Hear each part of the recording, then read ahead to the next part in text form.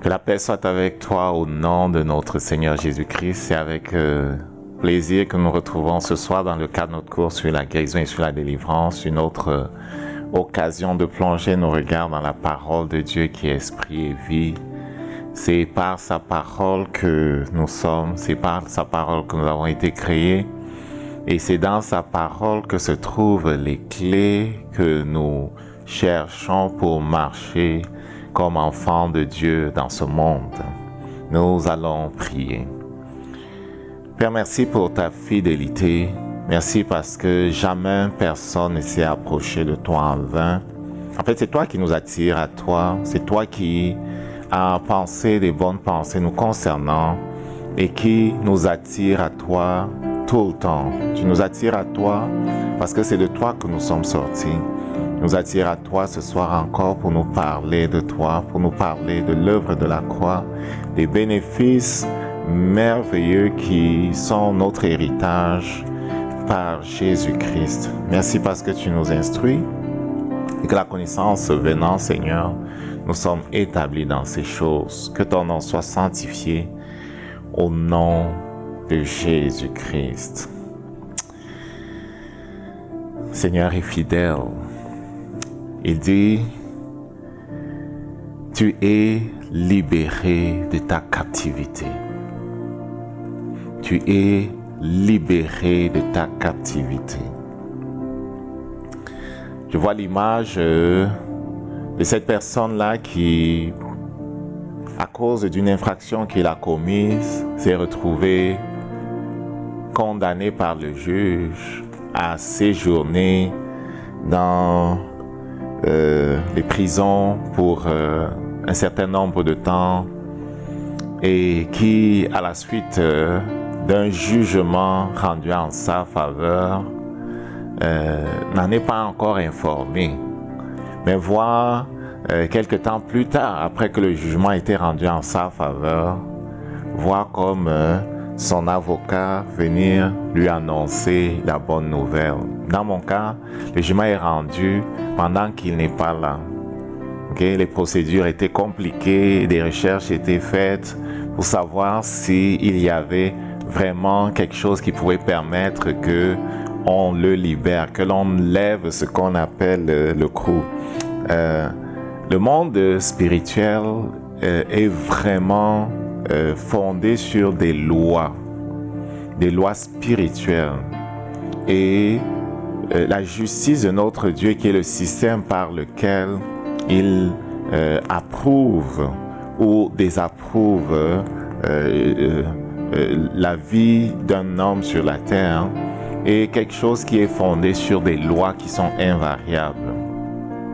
Parfois, lorsqu'on a parlé de la parole de Dieu à des personnes, à des hommes autour de nous, lorsqu'on a proclamé la vérité qui vient de lui, ils se sont mis en colère. Ils se sont mis en colère. Mais ce qu'on doit savoir, c'est que c'est la parole de Dieu qui, de laquelle découle un certain nombre de lois spirituelles qui régissent le monde. Et on n'a pas à se mettre en colère. On a en fait à chercher à comprendre ce qu'elle dit et comment elle fonctionne. Donc, dans le cas de l'anecdote que je raconte, lorsque le jugement est rendu en faveur de quelqu'un qui doit sortir de prison, il y a quelque chose qu'on appelle la levée de crou. La levée de crou. La levée de crou dans le domaine carcéral, c'est différent de la levée de crou dans le domaine budgétaire d'un État. On va laisser la levée de crou dans le domaine budgétaire d'un État qui est comme, si j'ai bien compris la définition de cette affaire-là, qui est le fait d'allouer l'argent pour une dépense et de libérer le paiement de la dépense lorsqu'on a réceptionné les travaux de l'entrepreneur ou de celui qui devait exécuter les travaux. Donc, le CROU va comme bloquer l'argent du budget pour un paiement futur et va le libérer lorsqu'on sera satisfait des travaux exécutés. Il y a une similitude entre les deux parce que la décision de bloquer, et la décision de libérer est faite par l'État qui constate que les conditions de la libération sont remplies. Alors on libère le paiement. Pour quitter du domaine administratif, budgétaire des États, surtout dans les zones francophones, et pour revenir dans le domaine carcéral en ce qui concerne la levée de crous. En ce qui concerne la levée de crous dans le domaine carcéral,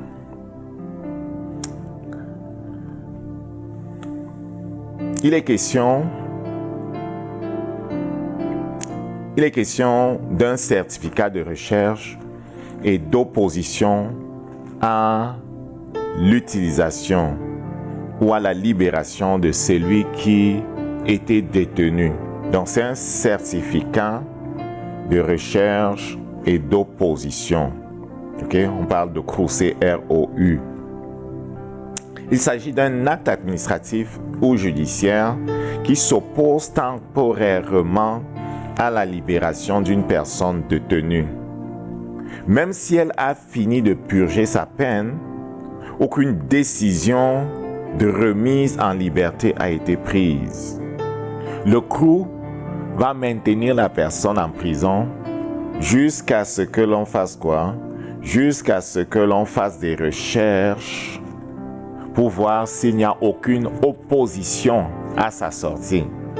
Parce que ça se peut que, et on l'a souvent vu, dans le cadre d'un procès, on libère quelqu'un et pendant qu'il est en train de faire ses valises pour sortir, on lui sort une autre affaire avec une autre décision de justice qui le colle encore en prison pour X années. On a vu tellement ça et parfois c'est utilisé contre les personnes par les pouvoirs politiques qui ne veulent pas voir les personnes sortir. On a comme plusieurs affaires qui sont en cours et la personne peut demeurer en prison et quand il pense qu'il va sortir parce qu'il a purgé la peine de premier acte qui lui opposait la liberté, bien on lui sort une autre affaire qui le maintient en prison et ainsi de suite, ainsi de suite. Les gens finissent par rester en prison de façon éternelle. Le parallèle avec ce qui se passe avec notre vie spirituelle et Jésus-Christ, on va le faire et j'espère que certains sont en train de le voir. Donc, pour la levée de crous, continuons de l'expliquer.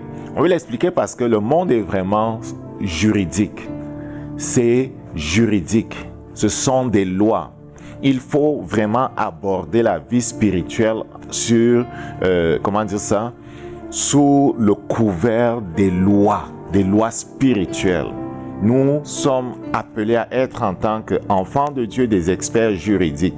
Nous sommes appelés à utiliser la parole de Dieu qui est la loi pour défendre notre cause dans ce monde-ci ou pour plaider devant notre Dieu ou pour nous ou en faveur des autres. Donc, on explique donc avec l'anecdote que j'ai racontée, quelqu'un qui a passé du temps en prison et qui ne sait pas que son avocat a réussi à obtenir sa liberté. Tant que l'avocat qui a obtenu la liberté de la personne ne fait pas les démarches qu'il faut pour s'assurer que le certificat de recherche et d'opposition à sa sortie soit levé, soit obtenu et qu'on puisse le faire sortir, cette personne-là ne saura pas qu'elle n'a plus à demeurer dans les lieux de captivité. Cette personne ne saura pas qu'elle est bénéficiaire de quelque chose qui lui donne droit de sortir de là où elle se trouve. Tu es venu te dire de la part de Dieu que l'agneau de Dieu a été immolé. L'agneau de Dieu qui est immolé est notre consolateur, notre paraclet, notre défenseur. Il est l'agneau de culpabilité. Il est celui qui a pris notre place à la croix. Il est celui qui a payé le plein prix de notre liberté. Il est celui qui a résolu les 50 affaires, les 50 actes qui s'opposaient à notre liberté. Il les a réglés tous par l'acte de justice qu'il a accompli. Plusieurs ne le savent pas. Jésus est venu pour qu'on le sache. Il envoie ça et là des hommes et des femmes qui sont chargés d'annoncer cette bonne nouvelle à ceux qui sont dans les lieux de la captivité, savoir que l'agneau de Dieu a été immolé. Ceux qui mettent leur confiance en lui n'ont pas à demeurer dans le lieu de captivité. Le CROU va être levé. Ou plutôt, le clou a été levé. Je vais finir d'expliquer comment ça fonctionne cette affaire-là. Donc, dans le contexte carcéral, donc, c'est un acte par lequel on lève une opposition à la sortie de prison d'un détenu.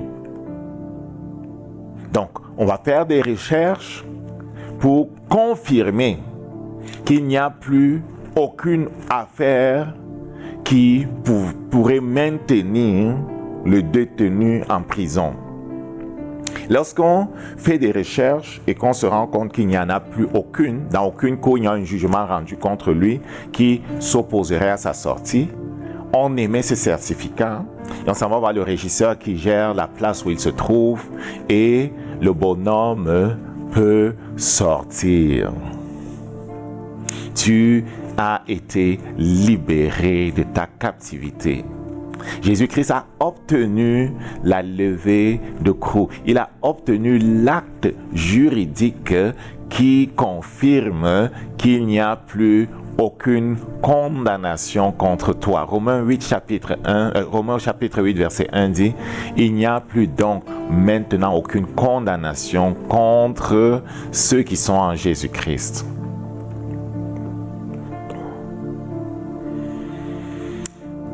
Lorsqu'il commence son ministère, dans Luc au chapitre 4, c'est un chapitre que j'aime beaucoup.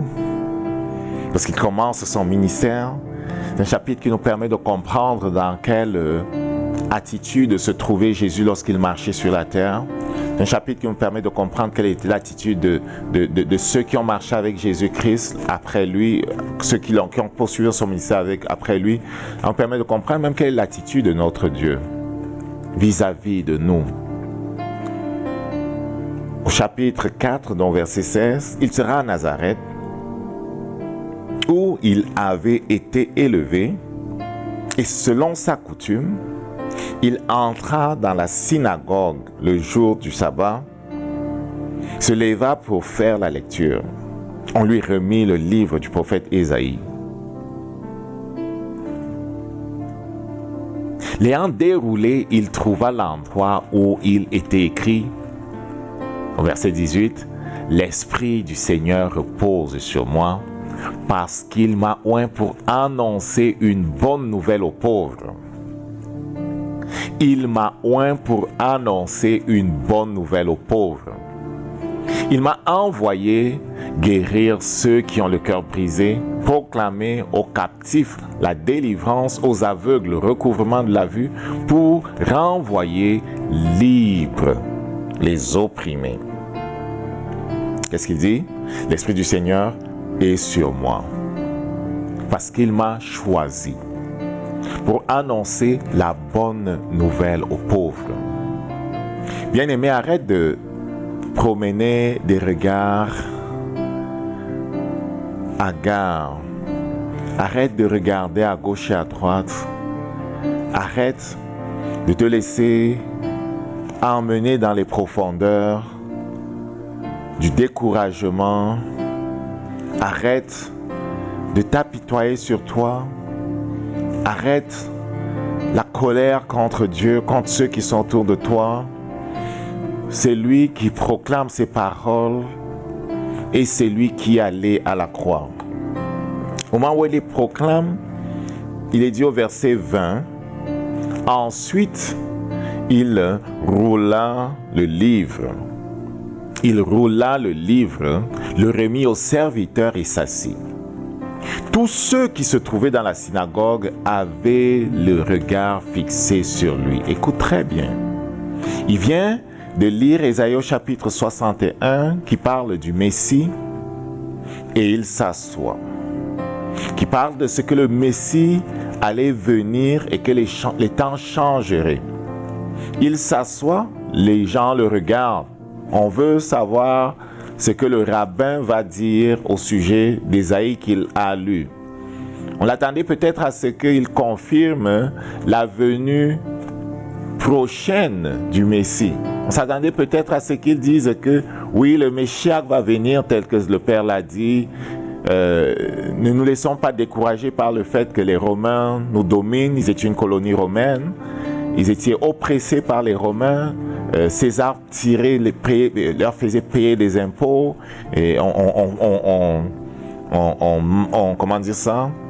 On écrasait leur espoir d'indépendance. On écrasait toute tentative de rébellion. Les zélotes étaient tués. On laissait personne lever la tête. Donc ils étaient, du point de vue, comment dire ça, politique, dominés par Rome, dont ils étaient la colonie.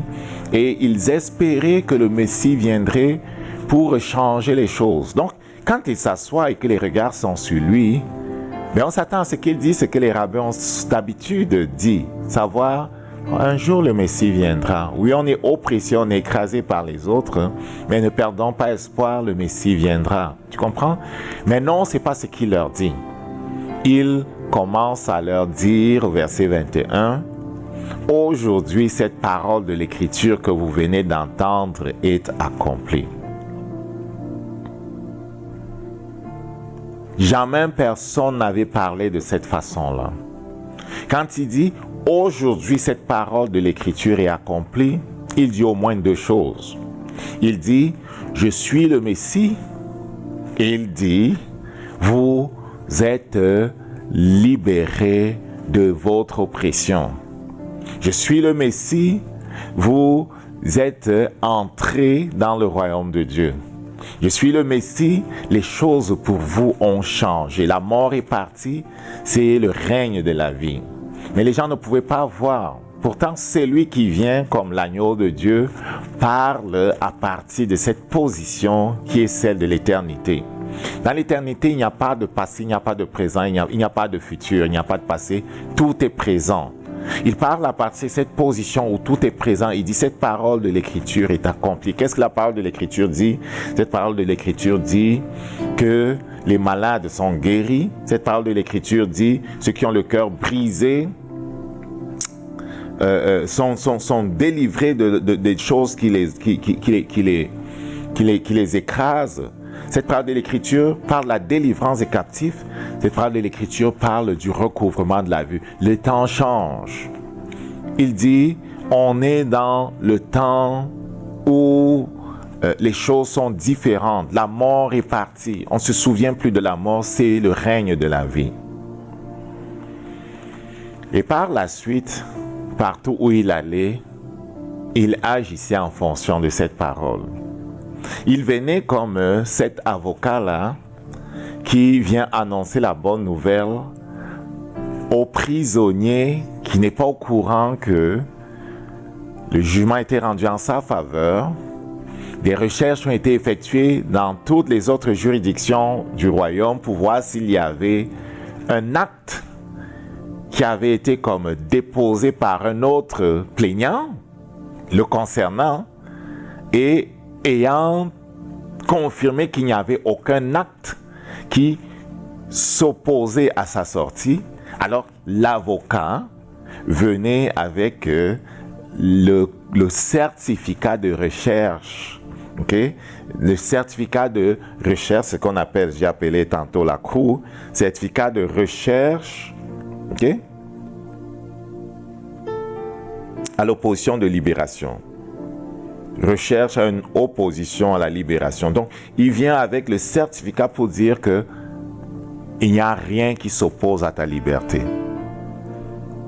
C'est dans cet esprit que Jésus marche et prêche et agit. Dans Luc au chapitre 13, à partir du verset 10, Jésus enseignait dans une synagogue le jour du sabbat. Et voici, il y avait là une femme possédée d'un esprit qui la rendait infirme depuis 18 ans.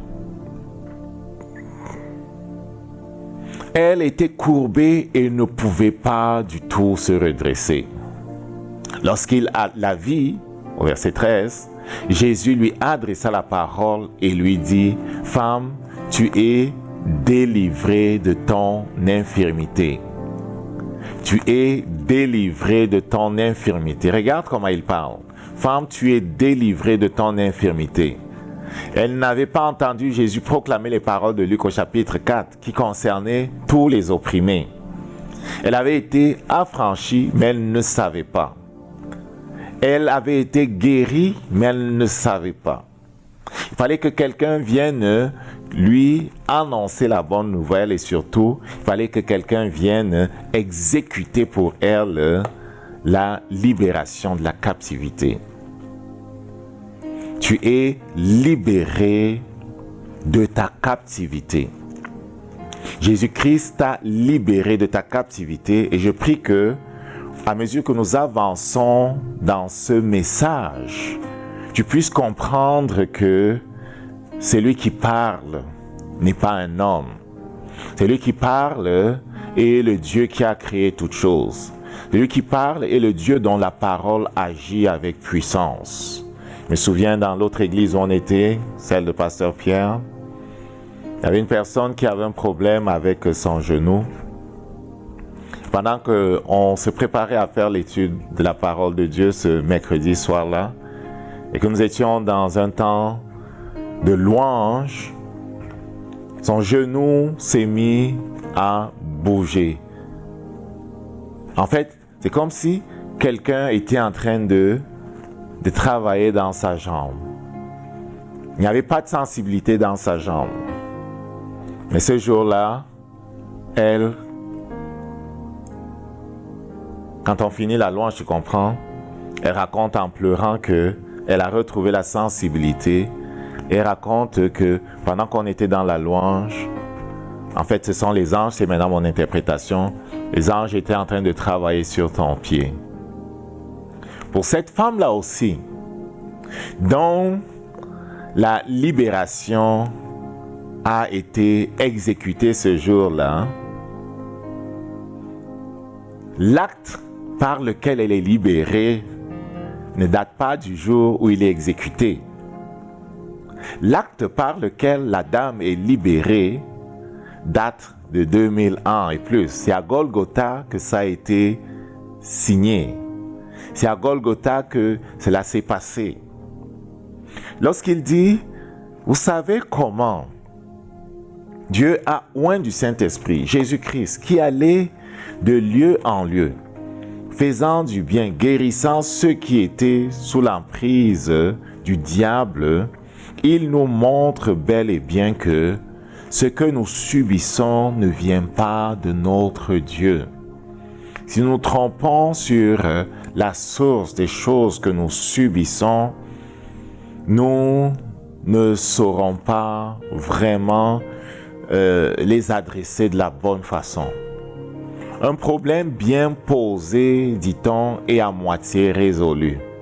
Se tromper sur la nature des choses contre lesquelles nous combattons, c'est aller dans la mauvaise direction en termes d'efforts engagés pour prétendre obtenir la paix. Se tromper sur la nature de ce qui se passe, c'est comme mal poser un problème. Lorsqu'il est mal posé, les ressources engagées iront en majorité en perte parce qu'elles ne vont pas résoudre le problème. Je dis donc, ici c'est lui qui dit, femme, tu es libérée de ton infirmité, le dit sur la base de ce qu'il avait proclamé à Nazareth. Et ce qu'il avait proclamé à Nazareth, il le proclamait partout où il passait. Il veut que tu vois que ce qu'il proclamait, il le proclamait en référence à l'acte qui allait être manifesté à Jérusalem. L'acte qui est manifesté à Jérusalem, du point de vue de l'éternité, avait déjà eu lieu. Ce qui est manifesté sur la terre a toujours eu lieu déjà dans le monde spirituel. La terre est le dernier endroit où les choses sont manifestées. Parce que nous sommes dans la dimension du temps, il y a un délai pour que cela se manifeste. Dans l'éternité, la chose est déjà. Donc, quand il dit à Nazareth et dans toutes les villes où il était allé, qu'il est oint par Dieu pour annoncer la bonne nouvelle, et que le Saint-Esprit fait le commentaire dans Matthieu chapitre 8 au verset 16 et 17 que Jésus-Christ guérissait pour accomplir Ésaïe 53, nous voyons que le Seigneur est en train de nous pousser à voir les choses comme il les voit. Bien-aimé, tu as été délivré de ton infirmité. Tu as été délivré de ta captivité. Ce que Jésus-Christ a fait à Golgotha règle la question que soulève chaque acte d'accusation qui est porté contre toi. Et Dieu seul sait combien sont nombreux les actes d'accusation qu'on nous oppose du côté de notre père ou du côté de notre mère. Dieu seul sait le nombre d'actes d'accusation qui sont portés devant lui par les démons qui nous monitorent et qui disent qu'on n'a pas fait ceci, on n'a pas fait cela, on n'a pas fait ceci, on n'a pas fait cela. Dans le livre de l'Apocalypse, il est dit au sujet de ceux qui sont sur la terre que celui qui les accusait devant Dieu a été précipité sur la terre. Donc, il nous accuse continuellement devant Dieu. Jésus dit, j'ai payé le prix de ta liberté. Tu n'as plus à souffrir. Tu n'as plus à vivre dans les ténèbres. Tu n'as plus à subir ces choses-là. La question c'est, comment donc je vais faire? Parce que lorsque l'avocat arrive et donne au régisseur le certificat de recherche d'opposition à l'utilisation, à savoir à la sortie de ce bonhomme-là de prison, et que le régisseur voit que c'est signé en général du procureur général, le régisseur n'a pas le choix que d'envoyer les gardes informer celui-là que c'est son dernier jour et qu'il doit sortir. Tu comprends? Il doit libérer la place pour un autre. Parce que il n'y a plus rien qui l'accuse, tu comprends? Il veut que tu vois que dans ce cas-là, le juge a rendu son jugement avant. Et les procédures de recherche se font après. Ça peut prendre quelques jours.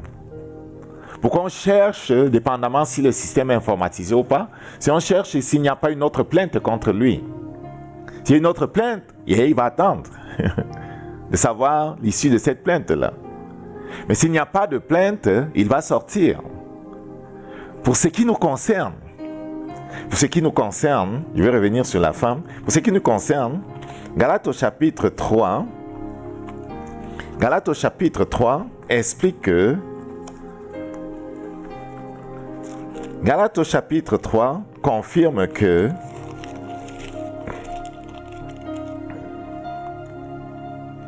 qu'il nous a racheté au verset 13, que Christ nous a racheté de la malédiction de la loi, étant devenu malédiction pour nous, car il est écrit « Maudit et quiconque est pendu au bois ».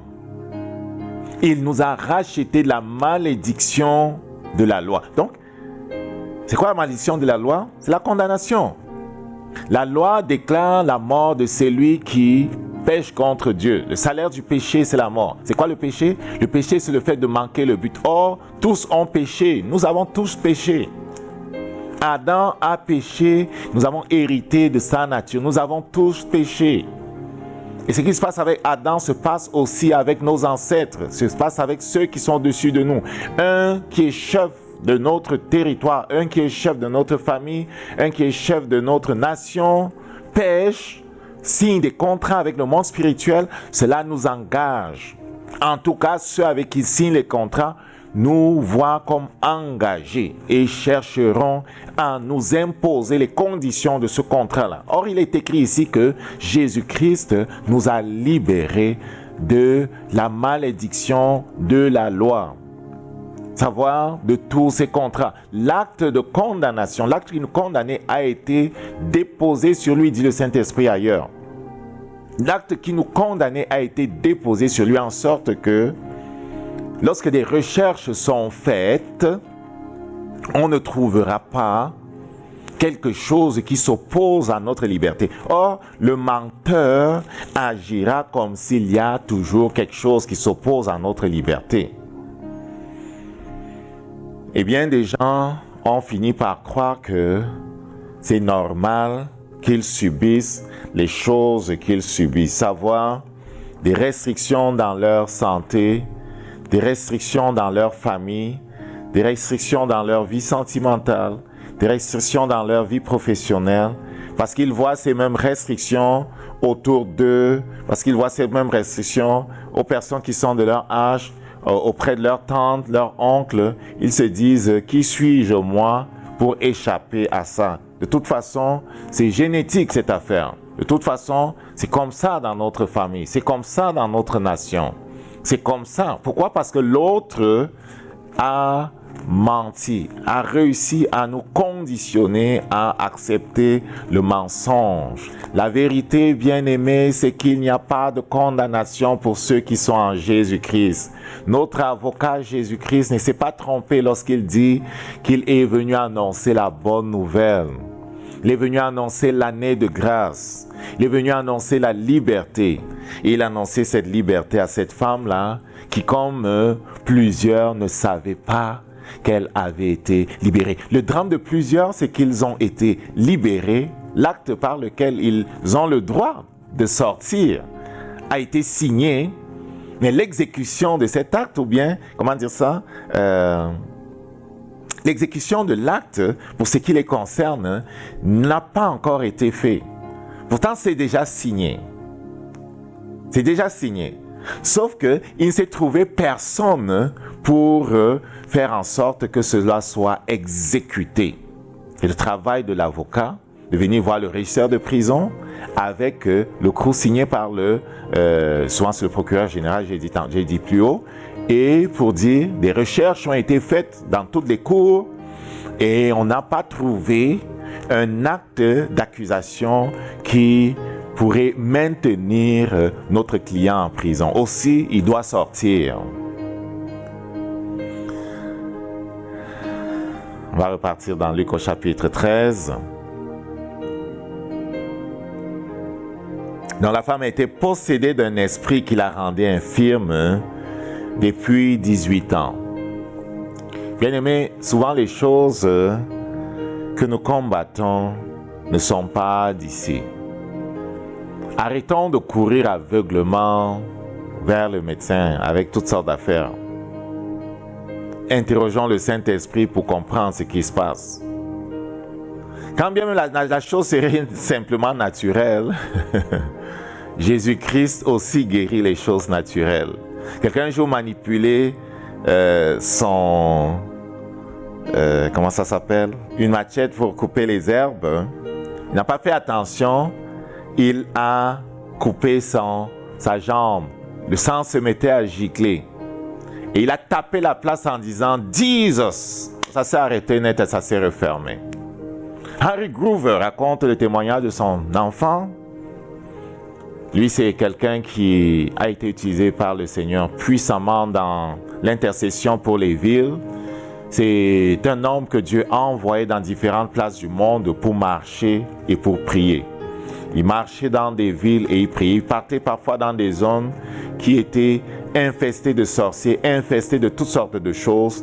Il marchait, il priait, il marchait et il priait. Et par le Saint-Esprit, le règne de Dieu venait dans la place en question. Voilà que son enfant coupe le doigt. Tu comprends? Et l'hôpital, c'est loin là. Les autres enfants ramassent le doigt. Il dit, oui, ça, on ramène à Henry Groover. Il met le morceau coupé à la place. Il ferme la main et il se met à prier. Quelques minutes après, le Saint-Esprit recoule la chose. Il n'y a de sang nulle part. Ou s'il y a le sang, mais la chose est recousue. Je veux dire recollée. Donc, quand bien même la chose serait un accident naturel, le Saint-Esprit accédera à la foi de celui qui croit que le ciel ne manque de rien. Est-ce qu'on me comprend? Donc, revenons ici, on dit, elle était possédée d'un esprit qui la rendait infirme. Un esprit la rendait infirme. depuis 18 ans. On va trouver un beau nom à l'hôpital pour ça. Sauf que c'était un esprit qui la rendait infirme. Est-ce que quelqu'un comprend? C'était un esprit qui la rendait infirme. C'était peut-être l'arthrite. Je ne sais pas. Elle était courbée totalement. Si on fait des recherches, on peut trouver le nom qu'ils ont trouvé à cette affaire-là. Lorsqu'il la vit, Jésus lui adressa la parole. Il lui dit, femme, tu es délivrée de ton infirmité. Il lui impose les mains. À l'instant, elle se redressa et glorifia Dieu. Qu'est-ce qui se passe? L'esprit qui causait l'infirmité fuit. La guérison vient dans ses vertèbres où la mort avait commencé à s'installer. Le décret de sa liberté pris par le Père depuis et maintenant, comment dire ça? Exécuté, si tu veux.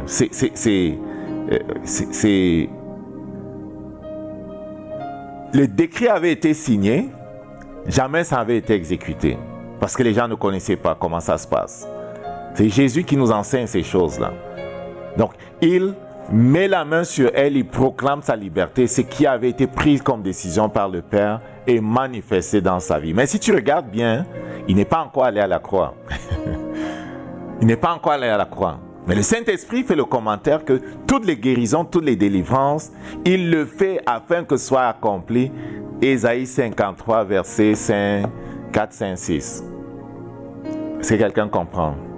Jésus se place dans l'éternité pour faire ce qu'il fait. Tu as été délié de ta captivité. Il y a quelque chose qu'il est important de comprendre. On va aller dans Jean au chapitre 16. Le Seigneur n'arrête pas de dire, ça c'est Proverbe au chapitre 4.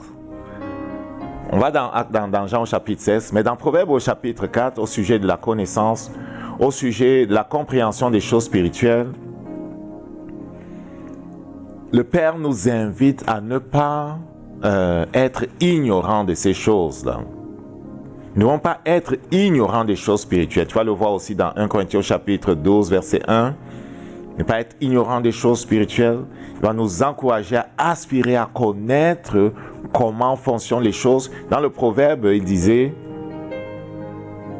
Proverbe au chapitre 4, verset 7, il disait que, je vais le lire pour ne pas le scraper, il disait, voici le commencement de la sagesse. On veut parler de l'importance de la compréhension de comment les choses fonctionnent. Dit, voici le commencement de la sagesse. Acquiert la sagesse. C'est quoi la sagesse? La sagesse, c'est le côté pratique de la révélation. C'est la révélation appliquée. La sagesse est différente de l'éducation. À l'école, on apprend les mathématiques, on apprend la physique, on apprend la chimie. Ce n'est pas la compréhension de comment les choses fonctionnent. Ce n'est pas la compréhension du monde. Ce n'est pas le côté pratique de la révélation. La sagesse, c'est l'application de la sagesse. Lorsque Moïse prie, dit, en disant « Fais-moi connaître tes voies », il parle de la compréhension de comment le monde fonctionne. Je disais, quand il dit à la femme, tu es libérée de ta captivité, il le dit à partir de la position qui est celle de l'éternité. Il dit à partir de la position où le jugement en faveur de la femme et de nous tous a été pris par le Père. Il le dit à partir de la position où le Saint-Esprit fait le commentaire que tout ce qu'il fait est l'accomplissement d'Ésaïe 53. Ésaïe 53, c'est quoi? C'est la croix. Or, la croix, au moment où il marche sur la terre, n'est pas encore arrivée. Sauf que, du point de vue de l'éternité, la croix est arrivée. Dieu nous invite à vivre dans l'éternité. C'est celui qui a appris à vivre dans l'éternité parce qu'il connaît les voies de Dieu, parce qu'il a commencé à comprendre ce qu'on appelle la sagesse qui dominera ce monde, qui fera en sorte que l'éternité se transpose dans ce monde au point de le transformer. La vie chrétienne est l'apprentissage de comment, à partir de cette place où il nous a créés en Jésus-Christ, nous voyons les choses et nous faisons comme il fait. Savoir, nous les imposons ici. Ce qui arrive ici est déjà arrivé là-bas. Ce qui arrive ici existe déjà là-bas. Lorsque ce n'est pas encore ici, nous voyons déjà la chose là-bas, ou dans l'éternité, la salle du trône où il se trouve. Tu es délié de ton infirmité. Ne crois pas ce que tu vois. Au sujet de ce que disent les autres, ce sont des menteurs. On doit leur dire, ce n'est pas vrai, ce n'est pas vrai, ce n'est pas vrai, ce n'est pas vrai. Pendant le temps de la prière tout à l'heure, c'est ce qu'on va faire justement. Donc, il dit, voici le commencement de la sagesse. Acquiert la sagesse et avec tout ce que tu possèdes, acquiert l'intelligence. C'est parce qu'on a négligé cet aspect des choses que, même étant chrétien depuis des années, bien des affaires nous échappent. Pourquoi? Parce qu'on manque de connaissances, parce qu'on n'a pas la sagesse, parce qu'on n'a pas la compréhension de ce qui se passe, parce que ne comprenant pas comment les choses sont agencées et ce qui se passe, ben on pose mal le problème et on l'aborde mal. On croit ce que l'autre dit et parfois on s'arrête alors qu'il ne faut jamais s'arrêter. Dans Jean chapitre 16, à partir du verset 12, il leur dit,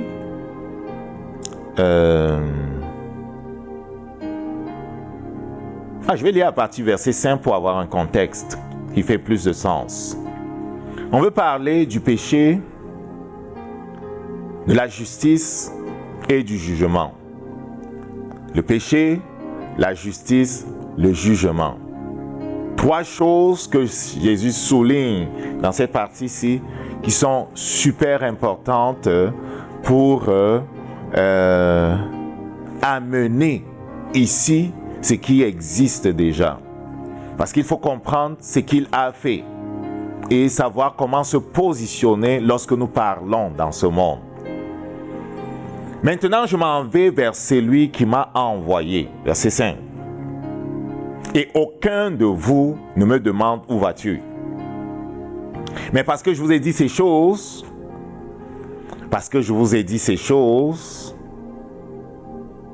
la tristesse a rempli votre cœur. Cependant, je vous dis la vérité. Il vous est avantageux que je m'en aille. Je ne m'en vais pas, le consolateur ne viendra pas vers vous. Mais si je m'en vais, je vous l'enverrai. Et quand il sera venu, il convaincra le monde en ce qui concerne, écoute bien, le péché, la justice, le jugement. Jésus dit, je dois partir et je vous envoie quelqu'un d'autre. Ce quelqu'un d'autre là, en fait, si tu veux, et si tu lis Jean chapitre 14, ce quelqu'un d'autre là, c'est moi sans limitation du corps. Ce quelqu'un d'autre là, je suis dans la communion avec lui et le Père. Ce quelqu'un d'autre là, c'est lui qui va vous permettre de comprendre les choses que j'ai enseignées et de les asseoir ici, d'exécuter les décrets que le Père a pris en notre faveur, en votre faveur. Quand il sera donc venu, il convaincra le monde, restons sur le 8, il convaincra le monde en ce qui concerne le péché, la justice, le jugement. En ce qui concerne le péché, parce qu'il ne croit pas en moi. En ce qui concerne le péché, il dit, il ne croit pas en moi. La justice, parce que je vais au Père. Le jugement, parce que le prince de ce monde est jugé. Verset 12, j'ai encore beaucoup de choses à vous dire. Vous ne pouvez pas les porter maintenant. Quand sera venu l'Esprit de vérité, il vous conduira dans toute la vérité. Car il ne parlera pas de lui-même, mais il dira tout ce qu'il aura entendu. Il vous annoncera les choses à venir. Il me glorifiera parce qu'il prendra de ce qui est à moi et vous l'annoncera. Tout ce que le Père a est à moi, c'est pourquoi je dis qu'il prend de ce qui est à moi et vous l'annoncera. Encore un peu de temps, vous ne me verrez plus. Et puis encore un peu de temps, et vous me verrez parce que je vais au Père. Amen. Je vais m'arrêter là. Je vais m'arrêter là pour revenir sur les versets où il dit « Quand il sera venu, le verset 8, il convaincra le monde en ce qui concerne le péché. » Il va convaincre le monde en ce qui concerne le péché. La justice et le jugement. C'est quoi le péché? Le péché, c'est le fait de manquer le but. Pourquoi c'est important que le Saint-Esprit nous convainc en ce qui concerne le péché? Parce que c'est le péché qui a mis une séparation entre nous et Dieu. C'est le péché qui nous a coupé de la communion avec Dieu. Le péché qui a fait de nous les enfants du diable. Le péché qui donne à Satan le pouvoir dans notre vie. C'est le péché qui ouvre la porte à la mort, à la destruction. Donc, il va convaincre le monde de ce que rejeter Jésus, c'est embrasser la destruction. Rejeter Jésus qui vient avec le certificat de recherche, comment dire ça? Le certificat qui proclame notre liberté. On a cherché, on n'a pas trouvé le crou, tu comprends? Jésus qui vient avec le lever du crou. Rejeter Jésus, c'est vraiment rejeter l'avocat qui vient te sortir de la prison. Donc, le Saint-Esprit va convaincre les gens en ce qui concerne le péché. En ce qui concerne la justice. En ce qui concerne la justice. C'est quoi la justice? La justice, c'est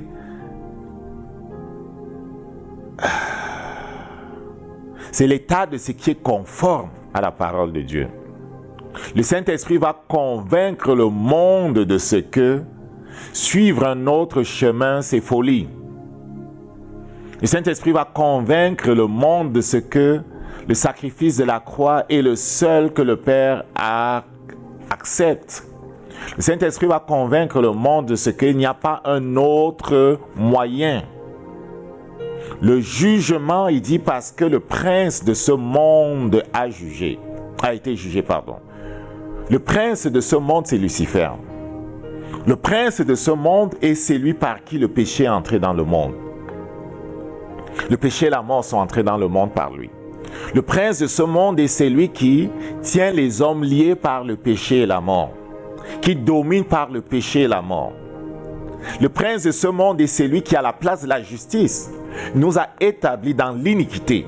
Si la justice est la nature de Dieu, l'iniquité est la nature du diable. Et l'iniquité, c'est l'opposé de la justice.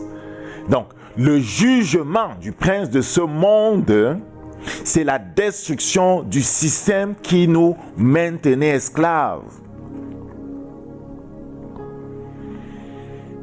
Si nous ne comprenons pas ce que le Saint-Esprit enseigne au sujet du péché, de la justice et du jugement, nous allons croire les mensonges du diable qui dit que l'on n'est pas en fait libre.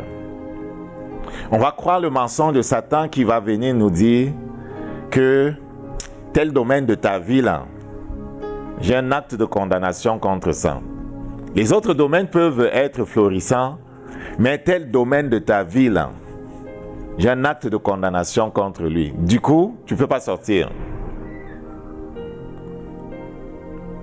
Par contre, si nous comprenons ce que le Saint-Esprit enseigne au sujet du péché, au sujet de la justice et au sujet du jugement, nous allons réfuter avec force les accusations du diable, les prétentions du diable. Est-ce que tu crois le Saint-Esprit lorsqu'il dit que l'agneau de Dieu a été immolé pour que tu marches libre? Comment tu te vois? Qu'est-ce que tu crois? Est-ce que tu as mis au-dessus de la parole de Dieu ce que disent les gens autour de toi? Est-ce que tu as mis au-dessus de la parole de Dieu l'expérience de tes tantes, de tes oncles, ce qu'ils ont vécu, ce qu'ils ont subi? Est-ce que le fait qu'ils ont subi des échecs dans un tel domaine et qu'il y a comme un certain pattern dans ta famille, maternelle, paternelle, te pousse à penser que tu vas subir les mêmes choses? Est-ce que le diagnostic du médecin a l'effet que tu vas vivre jusqu'à ta mort avec telle chose t'a mis dans une place où tu as accepté ce décret-là? Savoir que il y a un acte d'accusation contre ta vie disant que ce domaine-ci là ne peut pas sortir de prison. Il convaincra le monde en ce qui concerne le péché. Il dit, en ce qui concerne le péché, au verset 9, en ce qui concerne le péché, parce qu'il ne croit pas en moi. Il ne croit pas en moi. Si nous ne croyons pas qui Jésus est, alors on va être dominé. Si nous ne croyons pas qui il est, nous allons être dominés. Qui est Jésus?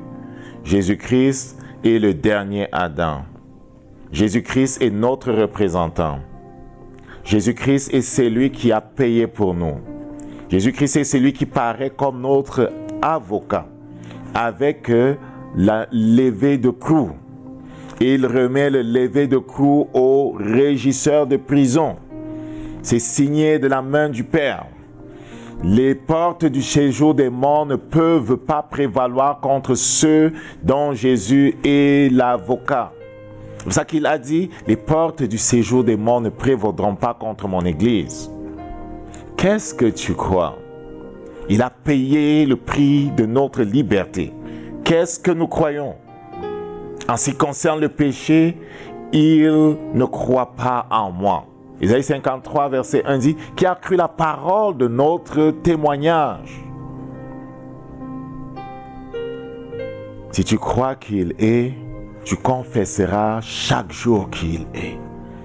Le fait de confesser qu'il est en face de l'opposition nous unit à lui et fait en sorte qu'il s'élève dans le monde spirituel une force qui fracasse la chose qui s'oppose en nous. C'est lui qui nous appelle et c'est lui qui a dit « Soumettez-vous à Dieu, résistez au diable, il fuira loin de vous. » Comment auras-tu la victoire si tu arrêtes de résister? Qu'est-ce que cela veut dire résister?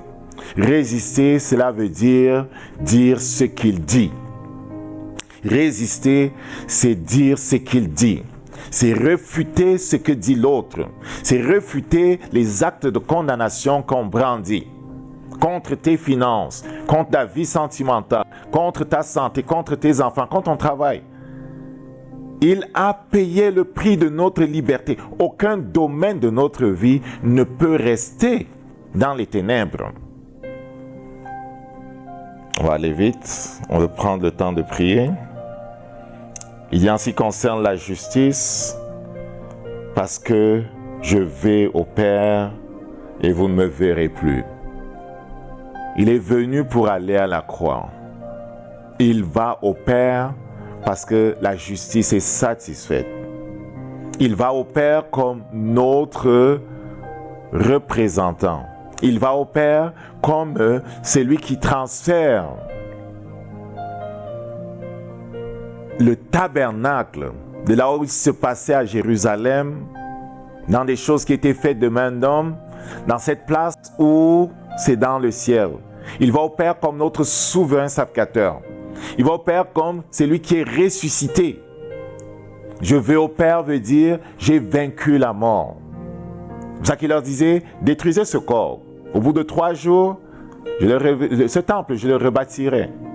Donc, je m'en vais au Père, c'est la proclamation de sa résurrection, la proclamation de la victoire sur la mort, la proclamation de l'entrée en vigueur d'un autre système. Un autre système est entré en vigueur. Ceux qui sont en Jésus ne sont plus sous le règne du péché, sous le règne de la mort. À la place de l'iniquité qui les enchaînait, ils sont justifiés, ils sont dans le système de la justice et de la grâce de Dieu.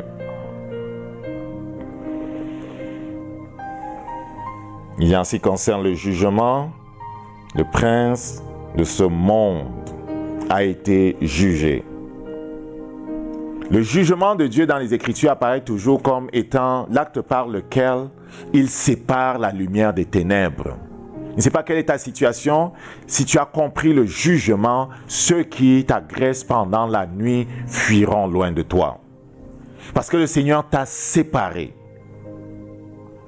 La destruction de Satan est la séparation de la lumière d'avec les ténèbres. Éphésiens chapitre 2 dit que nous étions sous sa domination. Mais Dieu qui est riche en bonté, par Jésus-Christ nous a affranchis. Et nous qui étions morts autrefois, nous sommes maintenant vivants. Donc, il nous a séparés de la destruction. La justice de Dieu sépare la lumière des ténèbres. Et je voulais dire le jugement de Dieu sépare la lumière d'avec les ténèbres. Sur le jugement, plusieurs exemples montrent que dans les Écritures, lorsqu'il est prononcé, cette décision divine qui élève ce qui est de Dieu et qui abaisse ce qui n'est pas de Dieu, qui condamne le péché, qui condamne le mal et qui établit ce qui est de Dieu.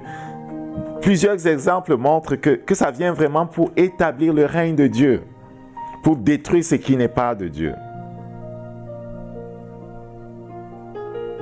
Regarde le déluge dans les chapitres 6 à 9. Les anges déchus avaient pollué la terre. On veut parler du jugement pour terminer, avant de prier. Les anges déchus avaient pollué la terre.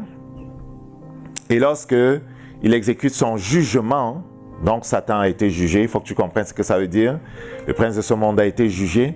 Le prince de ce monde a été jugé. Donc le déluge, le jugement du déluge, qu'est-ce qui se passe? La terre est polluée, l'iniquité est partout. Il y a des géants sur la terre, les démons ont des corps. Okay? Il n'y a pas encore eu le déluge. Au déluge, ils perdent leur corps.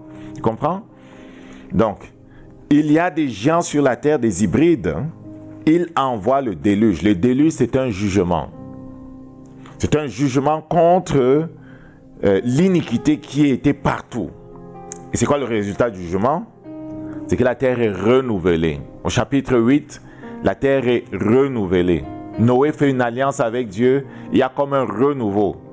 Le jugement est venu séparer l'iniquité d'avec la justice, séparer les ténèbres avec la lumière. Jésus-Christ t'a séparé des ténèbres. Jésus-Christ t'a séparé des autels ancestraux.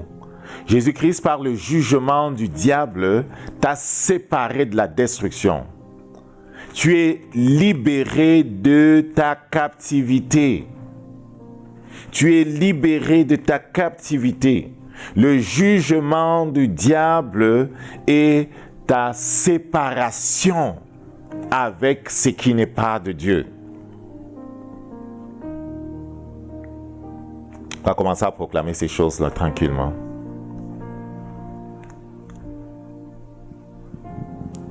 Amen.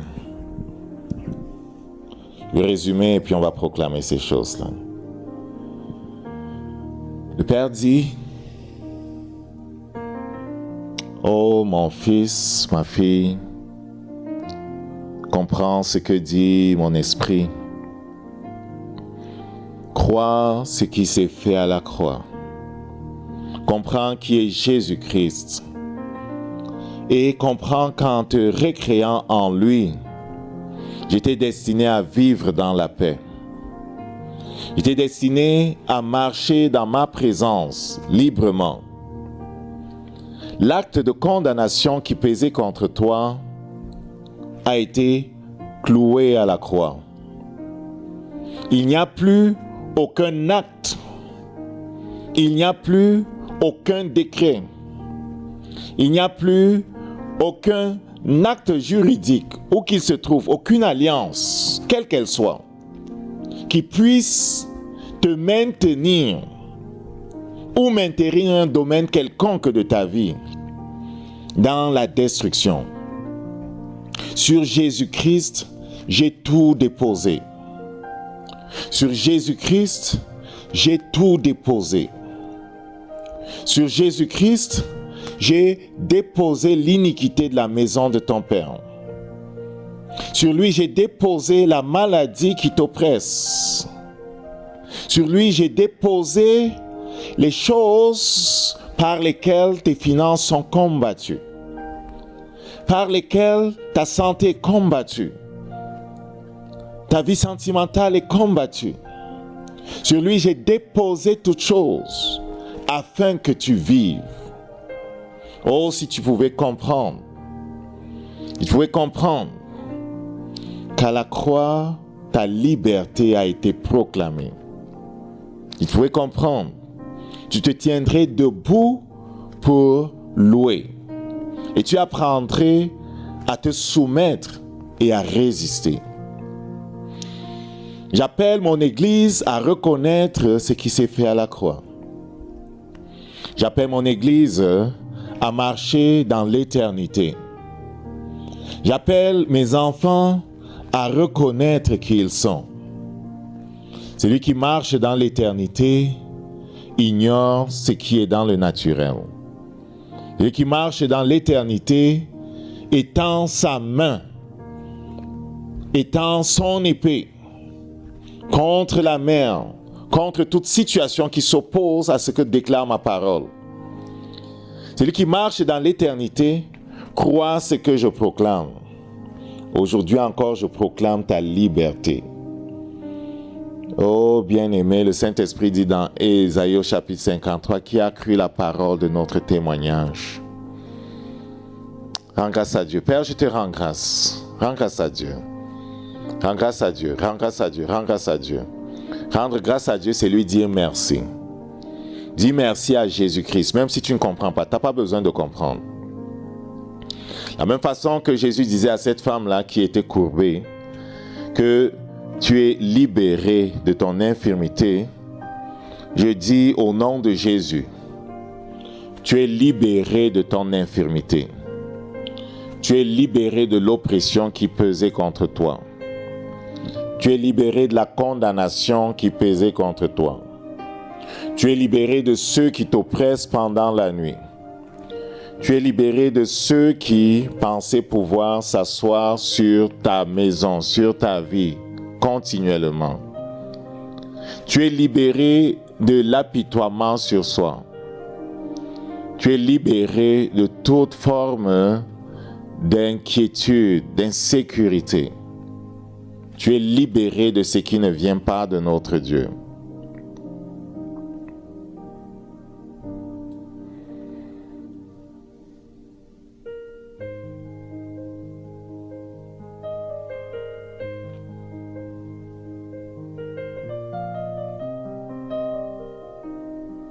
Lors du jugement que l'on voit dans Genèse au chapitre 6, c'est avec les eaux que le Seigneur a exécuté son jugement. Nous allons appeler le déluge de l'Éternel dans le camp de ceux qui se sont élevés contre toi. Au nom de Jésus de Nazareth, par la puissance du Saint-Esprit, mets-toi debout. Il est celui qui exerce nos mains au combat. Le Seigneur est celui qui exerce nos mains au combat. Il est celui qui exerce nos mains au combat. Ok, avec ce qui se passe dans Genèse au chapitre 6, on ne va pas le lire.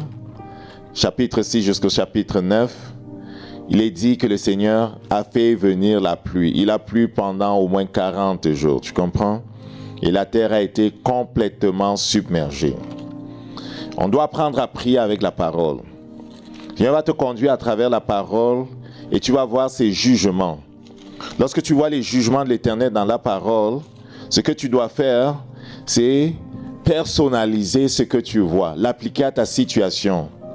Les armes du Seigneur sont variées et lorsque par la foi nous proclamons des choses en nous attendant à ce qu'elles se passent d'une certaine façon, elles se passent de la façon que nous nous attendons à voir. Elles se passent de cette façon-là. Amen. Il est dit au verset 17 là, de Genèse au chapitre 7.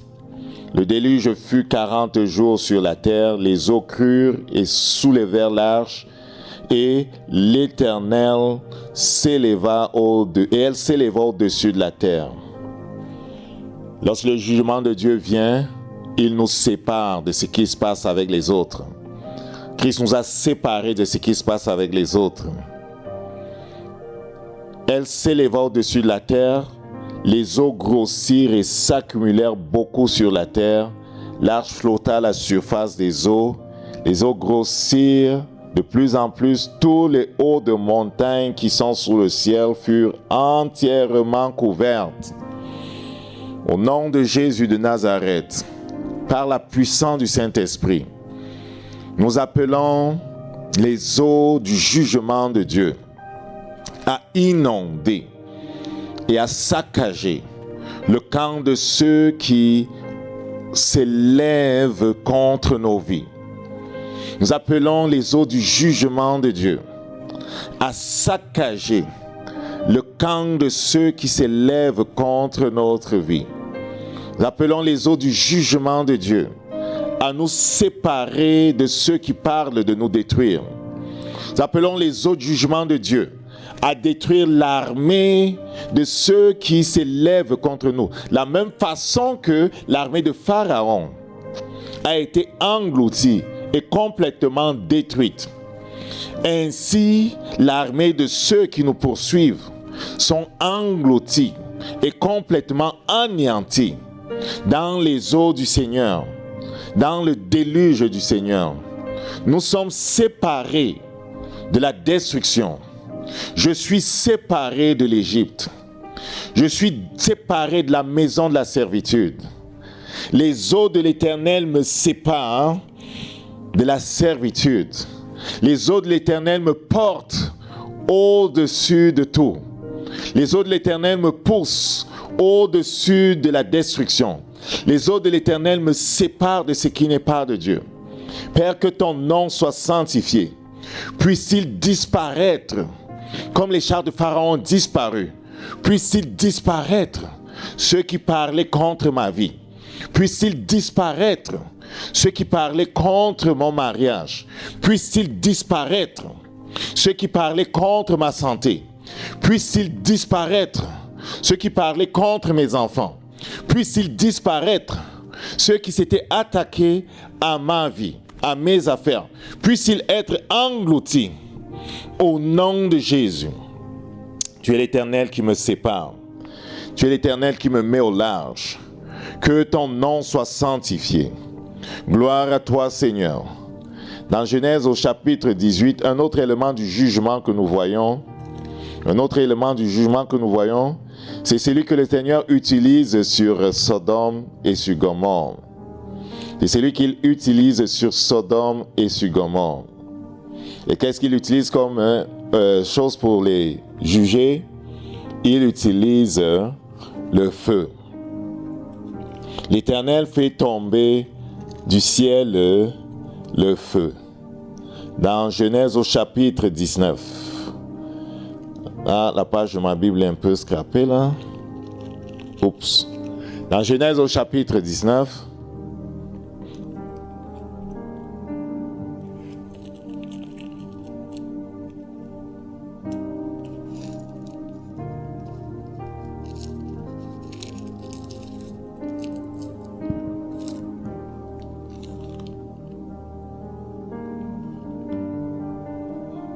C'est affiché? C'est quel verset? Non, c'est verset 23 et suivant. C'est vers la fin. Verset 24. Alors l'Éternel fit pleuvoir du ciel sur Sodome et sur Gomorrhe du soufre et du feu de par l'Éternel.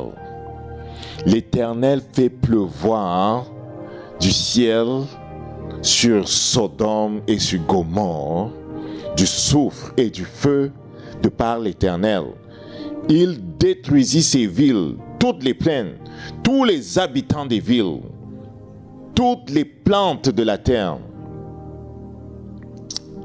On va prier avec ça. Au nom de Jésus de Nazareth, par la puissance du Saint-Esprit, j'appelle du ciel le soufre et le feu. J'appelle du ciel le souffle et le feu. Ce même souffle et feu qui a détruit Gomorrhe et Sodome, qui s'opposaient à la gloire de Dieu, qui s'opposaient à la justice de Dieu, qui rendait la vie de l'autre misérable. J'appelle ce même souffle et ce feu sur les villes de ceux qui seront élevés contre moi, sur les royaumes d'où sont partis les attaques pour me faire du mal. J'appelle le feu de l'Éternel et le soufre sur les sorciers, sur les démons. J'appelle le feu de l'Éternel et le soufre sur leur pays. J'appelle le feu de l'Éternel et le soufre sur leur trône. J'appelle le feu de l'Éternel et le soufre sur leurs calebasses. J'appelle le feu de l'Éternel et le soufre sur leurs autels. J'appelle le feu de l'Éternel et le soufre sur les actes, les alliances, les pactes qu'ils brandissent contre moi. J'appelle le feu de l'Éternel, j'appelle le soufre sur ce qui s'est élevé en jugement contre ma vie. Vos villes sont détruites, vos villes sont saccagées. Esprit de cimetière, vos villes sont détruites, vos lieux sont saccagés. Esprit de forêt, vos hauts lieux sont détruits, renversés, votre royaume est saccagé. Esprit des eaux, votre royaume est saccagé, détruit. Sirène, vous ne troublez plus ma vie. Vous ne troublez plus ma vie. Léviathan, tu ne troubles plus ma vie. Toi et tes habitants, vous êtes subjugués par le feu qui vient du trône de mon Dieu. Le feu et le soufre sur vous. Le feu et le soufre sur vous. Le feu et le soufre sur vous. Le feu et le soufre sur vous. Le feu et le soufre sur vous. Le feu et le soufre sur vous. Vous êtes complètement anéantis. Vous êtes complètement anéantis. De la même manière que Sodome et Gomorrhe ont été anéantis, ainsi sont anéantis ceux qui parlaient de détruire l'image de Dieu en moi. De la même manière que Sodome et Gomorrhe furent complètement anéantis, ainsi sont anéantis ceux qui voulaient créer une autre image en moi. Vous sortez de ma vie. Au nom de Jésus. Vous sortez de la vie de mes enfants. Au nom de Jésus. Vous sortez du domaine qu'il m'a donné en héritage. Au nom de Jésus. Non, vous ne pouvez pas continuer de régner sur moi. Au nom de Jésus. Père, que ton nom soit sanctifié. Que ton règne vienne. Que ton règne vienne. Tu as parlé, Seigneur, de la connaissance. La connaissance. La connaissance de ta justice. La connaissance, Seigneur, du jugement qui a été rendu. Tu as parlé, Seigneur, de la compréhension de ce qui s'est fait à la croix. Tu as parlé de la compréhension, Seigneur, de ce qui concerne le péché. Merci parce que par ton sacrifice, tu as fait pour moi ce que personne ne pouvait faire. Que ton nom soit sanctifié. Que ton nom soit sanctifié. Dans Nombre chapitre 16, on voit le jugement de Dieu contre la rébellion de Corée, Dathan et Abiram. La rébellion de Corée, Dathan et Abiram. La terre s'ouvre et engloutit 250 personnes qui contestaient le leadership de Aaron et la position le leadership de Moïse et la position de Aaron. Ils sont consumés. La terre s'ouvre et les consume. Père, je te rends grâce. Ceux qui contestent ton autorité, ceux qui contestent mon héritage, ceux qui contestent la position que tu m'as donnée en Jésus-Christ, ceux qui contestent ton choix, Seigneur, tu les juges. Satan, tu as été jugé. Sorcier, l'Éternel vous juge. Sorcier, l'Éternel vous juge. Ô autel du côté de mon Père, de la même façon que ces rebelles ont été jugés, ainsi vous êtes jugés. Vous qui n'arrêtez pas, lorsque vous vous retirez, de vous reconstituer pour encore attaquer, l'Éternel vous juge avec la même sévérité par laquelle il a jugé Korah, Dathan et Abiram. La terre s'ouvre et vous engloutit. La terre s'ouvre et engloutit les armes que vous avez forgées. La terre s'ouvre et vous reçoit, vous et vos armes. Il est écrit, toute arme forgée contre toi sera brisée. La terre s'ouvre et reçoit les armes que vous avez forgées. La terre s'ouvre et vous reçoit. Vous êtes détruits. Vous êtes détruits. Vous êtes détruits. Vous êtes détruits. La terre s'ouvre sur ordre de l'Éternel sous vos pieds. La terre s'ouvre sous vos pieds. Vos calebasses disparaissent. Vos autels disparaissent. Vos autels disparaissent. Vos pitons disparaissent. Vos animaux mystiques disparaissent. Avalés par la terre qui s'ouvre. Avalés par le feu qui s'ouvre. Qui les reçoit alors que la terre s'ouvre. Vous descendez en enfer. Au nom de Jésus. Vous descendez en enfer, esprit impur. Vous descendez en enfer. La terre s'ouvre et vous reçoit. Ceux qui contestent l'ordre de Dieu, ceux qui contestent l'ordre établi par Dieu sont rebelles. Il n'y aura pas de paix pour les rebelles. La parole de Dieu déclare, il n'y a pas de paix pour les rebelles. Il m'a fait serviteur de Christ. Il m'a fait participant de la gloire de Dieu. Il m'a établi dans sa justice et dans sa paix. Ceux qui contestent cette position reçoivent le même jugement qu'ont reçu Abiram, Dathan et Korah. Vous descendez au nom de Jésus. Vous descendez, vous descendez, vous descendez. Vous descendez alors que la terre s'ouvre. À moi la paix. À moi la paix. À moi la justice de Dieu. À moi la paix et la justice de Dieu. À moi la paix et la justice de Dieu. À moi la paix et la justice de Dieu. J'appelle la paix dans tous les domaines de ma vie. J'appelle la paix dans mon corps. La paix dans mon corps. La paix dans mon corps. La paix dans tous les domaines de ma vie. La paix dans ma maison. La paix dans la vie de mes enfants. La paix dans mon travail. La paix dans mon entreprise. J'appelle la paix dans mes finances.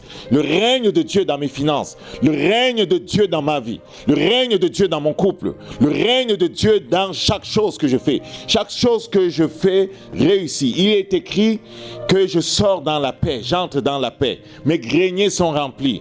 Je suis béni de toutes sortes de bénédictions spirituelles en Jésus-Christ. Il m'a rempli. Je suis rempli. Je suis qui il dit que je suis. Je possède les choses qu'il m'a données. J'accomplis dans ce monde ce que le Père a mis devant moi. Gloire à toi, Seigneur. Élève la main et rends grâce à Dieu. Gloire à toi, Jésus. Père, que ton nom soit sanctifié. Père, que ton nom soit sanctifié. Tu es digne. Tu es digne. Tu es digne. Tu es digne. Tu es digne. Il y a d'autres instances de jugement que Dieu a exécutées. On va les laisser aller. Parcours la parole de Dieu. Il va te montrer les jugements qu'il a exécutés contre les nations, qui étaient des types de Lucifer, qui étaient des types de ceux qui s'opposent aux enfants de Dieu, et que cela t'inspire. Que cela t'inspire. Okay? Que cela t'inspire et utilise ces paroles-là pour prier. Dans Isaïe chapitre 14, par exemple, au verset 12, il dit « Comment es-tu tombé du ciel Lucifer, ok? C'est Lucifer.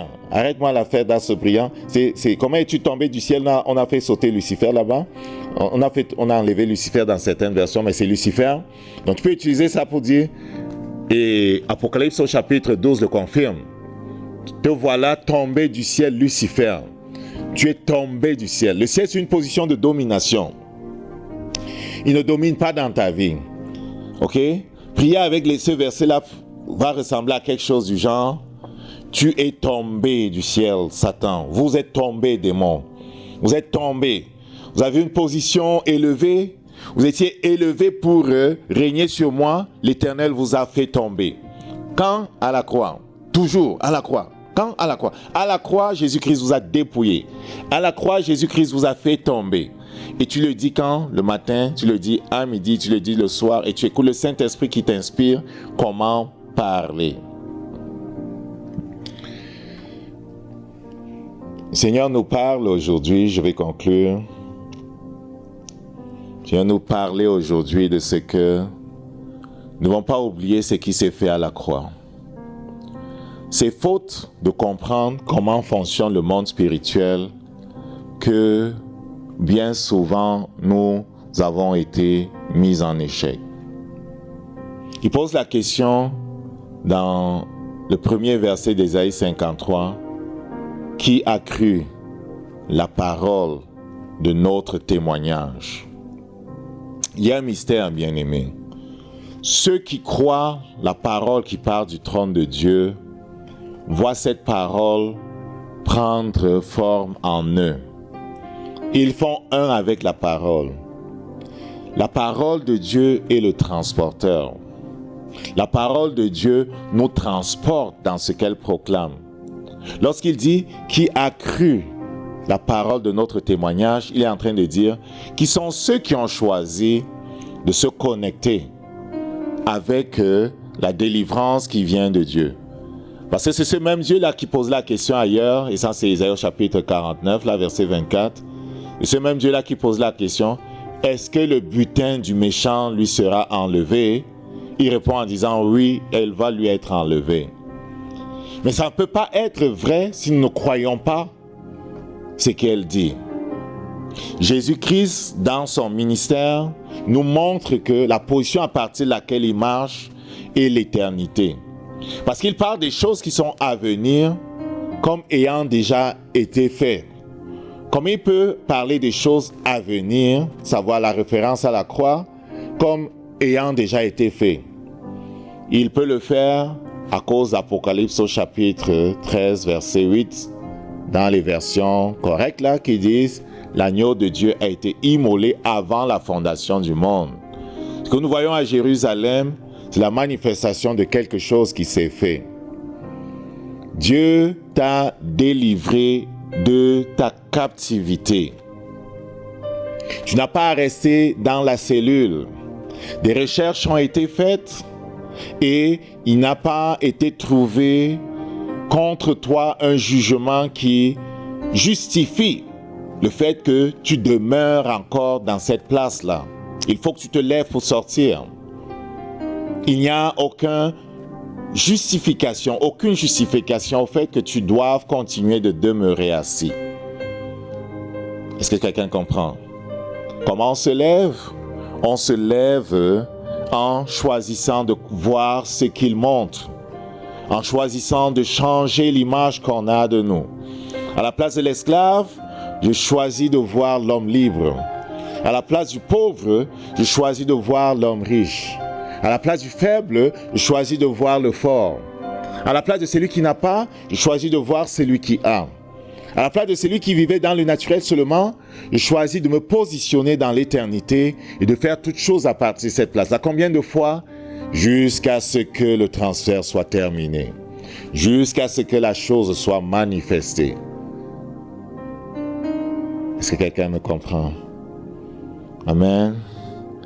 Il a parlé pour finir de ce que lorsque le Saint-Esprit viendrait, il allait nous convaincre en ce qui concerne le péché, la justice et le jugement. Trois concepts super importants. Et par le péché, que nous nous sommes retrouvés là où nous nous sommes retrouvés. Le péché a ouvert la porte à l'iniquité. L'iniquité, c'est la nature du diable. L'iniquité, c'est par quoi Satan nous a transformés pour nous rendre esclaves. Or, celui qui nous a fait esclaves a été jugé. Est-ce que quelqu'un comprend? S'il a été jugé, ok? Le prince de ce monde a été jugé, alors sa nature et son règne, l'iniquité, s'en va avec celui qui a été jugé. Le règne de l'iniquité est terminé. Pourquoi? Parce que le péché qu'il a permis d'exister a été réglé à la croix. Reconnaissons qui il est et bénissons-le. Père, nous te bénissons, tu es notre délivrance. Allons le proclamer encore. Nous appuyons sur ta parole. Allons proclamer tes jugements contre l'oppresseur. Oui, nous avons choisi de nous soumettre, Seigneur, et de résister. Merci, tu te lèves comme tu t'es levé autrefois. Lorsque Moïse osa tendre sa main contre la mer, tu te lèves encore aujourd'hui, Jésus, pour confirmer ta parole. Merci pour la délivrance, merci pour la guérison, merci pour les portes qui s'ouvrent. Que ton nom soit sanctifié. Tu es digne. Au nom de Jésus. Je vais mettre ta main là où tu as besoin de délivrance. Ou tu veux qu'on prie pour quelqu'un, mets ta main à sa place. À la place où tu as besoin de délivrance, où la personne a besoin de délivrance. Si tu veux qu'on prie pour la personne, pense à elle pendant que je prie. Père, confirme donc ta parole. Ce n'est pas la parole d'un homme. Envoie la délivrance. Envoie la guérison. Satan, je te réprime au nom de Jésus. Tu enlèves tes mains. Tu enlèves tes mains. Père, fais paraître ta justice dans son corps. Fais paraître ta justice dans sa situation. Fais paraître sa justice, Jésus. Et puisse-t-il, puisse-t-elle se lever de la mort. Puisse-t-il, puisse-t-elle se lever de cette place où elle avait choisi de s'asseoir, où il avait choisi de s'asseoir. Ton identité est changée. Il change l'image que tu as de toi. Il change tes pensées. Il change ton langage. Veille sur ton cœur. Veille sur tes paroles. Décide de marcher comme il marche, de parler comme il parle. Décide de confronter cette chose avec force chaque jour. 3, 4, 5, 6 fois, 7 fois par jour s'il le faut. Décide d'entrer dans un temps de consécration plusieurs fois s'il le faut, jusqu'à ce que cela soit établi. Écoute ce qu'il te dit et fais ce qu'il te dit. Ce n'est pas la même chose pour tout le monde. À un tel il dira ceci, à un autre il dira cela. Fais ce qu'il te dit. Fais ce qu'il te dit. Témoignage d'une madame, 2 minutes pour conclure. Elle était challengée en ce qui concerne l'enfantement. Elle avait eu 2 enfants, mais le 3e c'était compliqué. Le médecin lui avait dit arrête de désirer d'avoir des enfants, et son mari était même d'accord. La dernière grossesse qu'elle avait eue avait risqué de lui perdre la vie, et ils avaient convenu de ne plus rien faire dans ce sens, sauf poussée par le Saint-Esprit, elle entre dans un temps de consécration.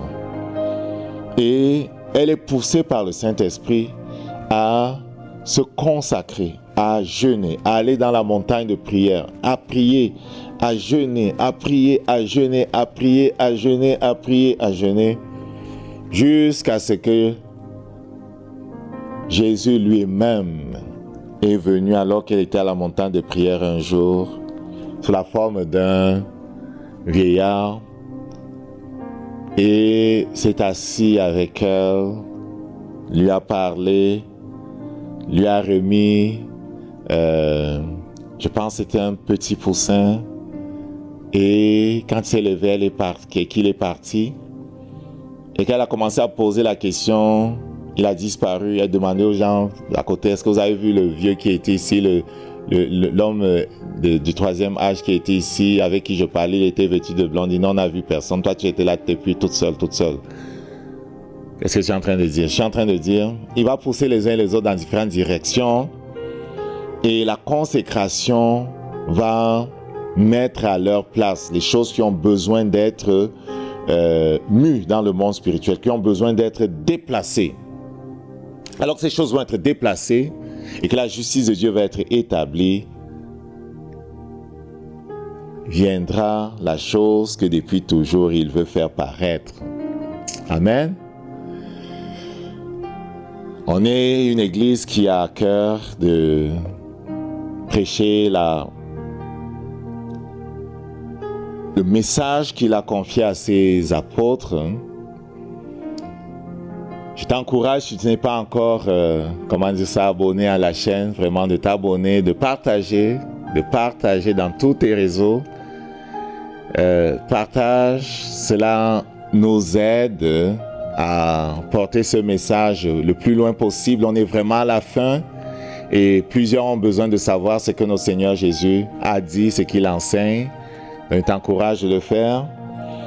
Pour ce qui est de ta formation, de ton édification, on a un canevas de méditation qui s'appelle Façonné par Jésus. Il est disponible sur Amazon avec d'autres livres super intéressants. Le dernier qu'on a sorti, c'était La rédemption de la lignée. Je t'encourage vraiment à regarder ça pour ceux qui ont la possibilité partout à Amazon. Et si tu es béni, n'hésite pas à le recommander à quelqu'un. Celui sur la rédemption de la lignée est super important parce que parfois on a mené des combats qui étaient profonds, des combats qui dépendaient des autels ancestraux. Et le livre est comme une début de solution, de chemin sur lequel il faut marcher pour agresser ces choses et les transformer. Et Ils sont nés de Dieu, c'est comme un livre qui te permet de connaître des choses sur ton identité, façonnée par Jésus. Chaque jour, la parole de Dieu pour la méditation. Va lire et partage aussi dans tes réseaux. Et surtout, façonné par Jésus, achète-le. Il va te faire du bien. Si tu es à Montréal, ça me ferait plaisir de faire le culte avec toi. C'est à 10h tous les dimanches. Donc, n'hésite pas à nous visiter. Le Seigneur est puissant. Si tu cherches une église, c'est un lieu où on veut voir chacun de ceux qui cheminent avec nous entrer dans leur appel. Et oui, si tu cherches un endroit où investir, une mission avec laquelle vraiment faire affaire ou bien t'associer, c'est un lieu ici où c'est une bonne terre, si tu veux savoir. C'est vraiment une bonne terre. L'argent est utilisé pour la gloire de Dieu. Une mission a commencé au Cameroun et on espère voir d'autres missions s'ouvrir. On travaille en direction des moins nantis, des orphelins, des enfants de la rue. On rêve de démarrer des églises dans plusieurs régions là-bas, des centres de formation.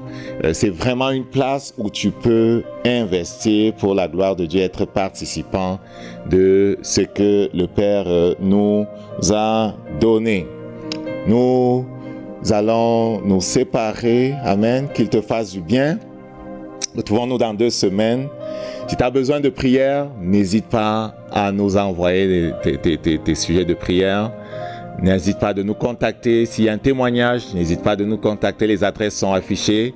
On veut vraiment être ensemble. On veut même connaître à partir d'où tu te connectes. N'hésite pas de commenter. OK? Laisse un commentaire en bas. On veut savoir d'où est-ce que tu te connectes et comment ça t'a béni et qu'est-ce que tu voudrais voir comme sujet traité. Si vous avez des sujets qui vous intéressent, des questions difficiles que vous voulez voir abordées ou toucher pendant que nous faisons ce travail-là, n'hésitez pas à envoyer en avance. On pourrait même, pendant que l'on est ici, prier de façon spécifique suivant les indications que nous aurions reçues à travers ces courriels-là. Donc, connectez-vous. On veut former une sorte de mouvement, une sorte de famille qui désire voir la gloire de Dieu et qui désire se développer ensemble. Que la paix soit avec vous au nom de Jésus-Christ. Amen.